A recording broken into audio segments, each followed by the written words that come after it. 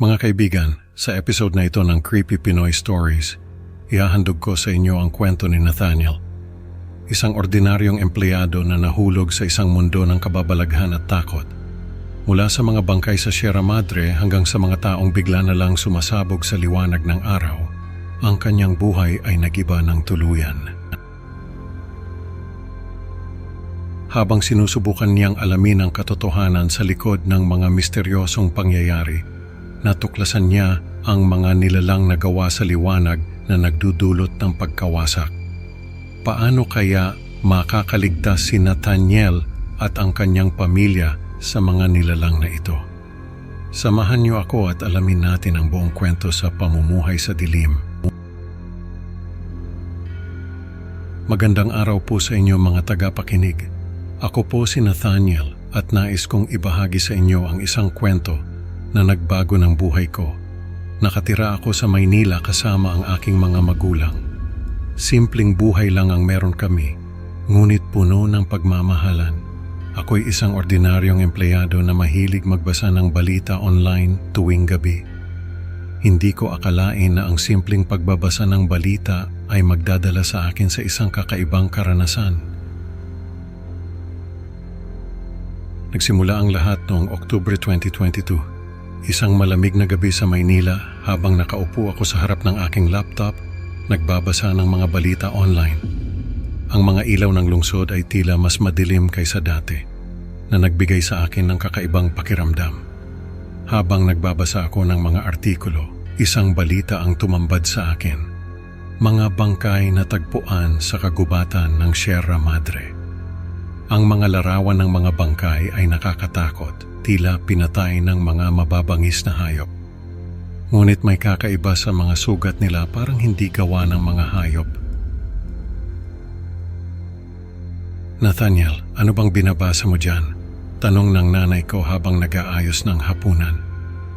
Tingnan mo sto, ang daming bangkay na natagpuan sa Sierra Madre. Sagot ko. Nako, anak, huwag ka masyadong magpakalunod sa mga ganyang balita, baka maapektuhan ka. Habang kumakain kami, hindi ko maiwasang isipin ang mga bangkay. Ma, bakit kaya nangyayari ito? Parang hindi normal, tanong ko. Hindi ko rin alam, anak. Pero mag-ingat ka palagi, sagot niya. Sa mga sumunod na araw, lalong lumaganap ang mga insidente. Hindi na lang sa kagubatan, kundi pati na rin sa mga pampublikong lugar. Ang takot ay kumalat sa buong bansa. At ang mga balita ay naging laman ng social media. Nagsimula akong magbasa ng mas maraming artikulo at manood ng mga video tungkol sa mga misteryosong pangyayari. Dumating ang Enero 2023 at kaarawan ko. Sa halip na magdiwang, isang balita ang bumungad sa akin. Mga tao bigla na lang sumasabog sa liwanag ng araw. Hindi ako makapaniwala sa nakita ko. Nagsaliksik ako sa internet at nakakita ng mga video ng mga taong bigla na lang sumasabog. Ang mga eksena ay nakakakilabot. Ang mga katawan nila ay nagiging abo sa isang iglap. Bakit kaya nangyayari to? Ano kaya ang dahilan? Tanong ko sa sarili ko habang pinapanood ang mga video. Nakaramdam ako ng matinding kaba. Nathaniel, anong nangyayari? Tanong ni tatay habang nanonood kami ng balita. Tay, hindi ko alam, pero kailangan nating mag-ingat, sagot ko. Mukhang hindi naligtas lumabas. Ang mga eskwelahan at opisina ay nagsara. Ang mga tao ay natutong mag-ingat sa bawat hakbang nila. Ang kaarawan ko ay naging isang araw ng takot at pag-aalala na nagmarka ng simula ng aking personal na pakikipagsapalaran upang malaman ang katotohanan. Noong Marso 2023, nagkakasayahan kami ng mga kaibigan ko sa isang kainan sa Makati. Masaya kaming nagkukwentuhan at nagtatawanan nang biglang may nangyari. Ang matalik kong kaibigan na si Emil ay biglang sumabog. Ang mga piraso ng katawan niya ay nagkalat sa paligid. Ang mga tao sa kainan ay nagsigawan at nagtakbuhan. Hindi totoo to. Hindi pwedeng mangyari to, bulong ko sa sarili ko habang nakatingin sa mga piraso ng katawan ni Emil. Parang nag-freeze ang oras. Emil! Emil! Sigaw ko habang hinahanap ko ang mga piraso ng katawan niya. Hindi ko matanggap ang nangyari. Bakit nangyari ito?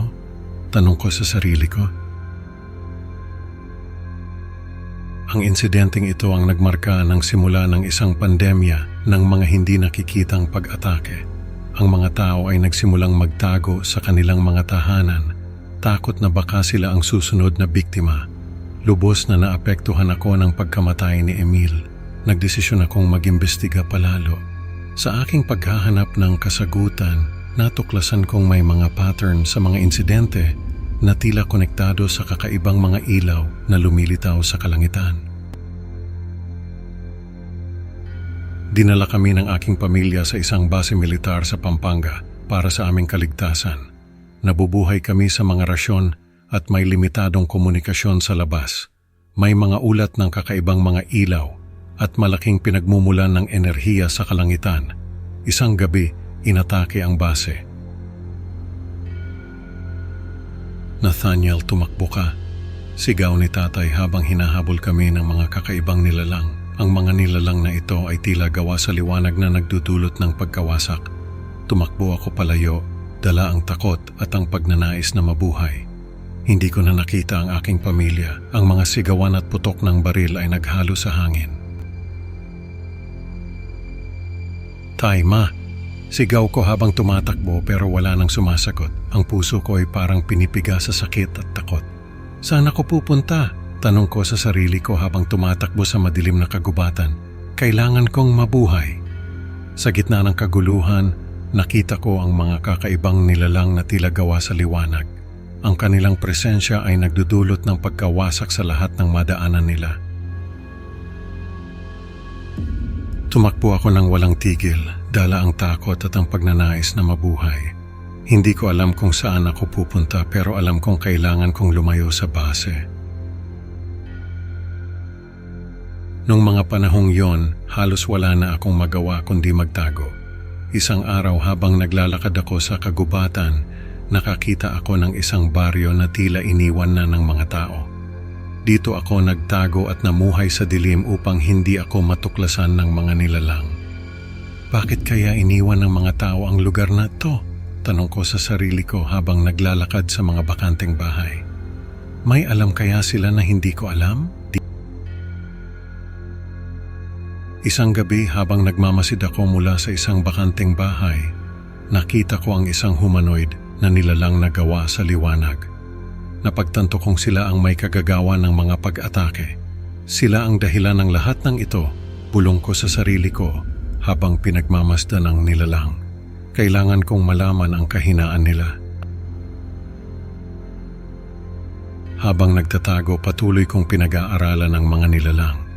Natuklasan kong ang kanilang kahinaan ay ang kawalan ng liwanag. Kailangan kong gamitin ang impormasyong ito para makatulong sa ibang tao, sabi ko sa sarili ko. Hindi ako pwedeng magtago na lang. Sa aking pag-iisa, nagplano ako kung paano makakaligtas at makakatulong sa ibang tao. Kailangan kong ipaalam sa kanila ang natuklasan ko. Isang gabi, isang pangalawang bituin ang lumitaw sa kalangitan na nagtanggal ng gabi sa buong mundo. Ang liwanag ay tila walang katapusan. Kailangan kong magbigay ng babala, sabi ko sa sarili ko habang naghahanda ng mga kagamitan. Kailangan nilang malaman ang tungkol sa mga nilalang. Nagbigay ako ng babala sa mga tao na iwasan ang liwanag upang mabuhay. Iwasan niyo ang liwanag, magtago kayo sa dilim. Sigaw ko habang naglalakad sa mga kalsada ng baryo. Habang unti-unting pumapasok ang liwanag sa aking pinagtataguan, nagbigay ako ng huling babala sa lahat ng tao. Iwasan niyo ang liwanag, magtago kayo sa dilim. Ang aking huling mga salita ay nagbigay ng pag-asa sa mga natitirang tao na maaaring may paraan pa upang maligtas. Ngunit sa aking huling sandali, natagpuan ako ng mga nilalang Ang aking huling hininga ay nagdala ng mensahe ng pag-asa at babala sa buong mundo. Magtago kayo sa dilim, bulong ko habang unti-unting nawawala ang liwanag sa aking mga mata. Mga kaibigan, natutunan natin na minsan ang liwanag ay hindi laging nagdadala ng kaligtasan, kundi ng kapahamakan. Salamat sa pakikinig. Huwag kalimutang mag-like at subscribe para sa mas marami pang nakakatakot na kwento. Hanggang sa susunod na upload, mga kaibigan. Tandaan, minsan ang dilim ang tunay na kanlungan. Paalam at ingat.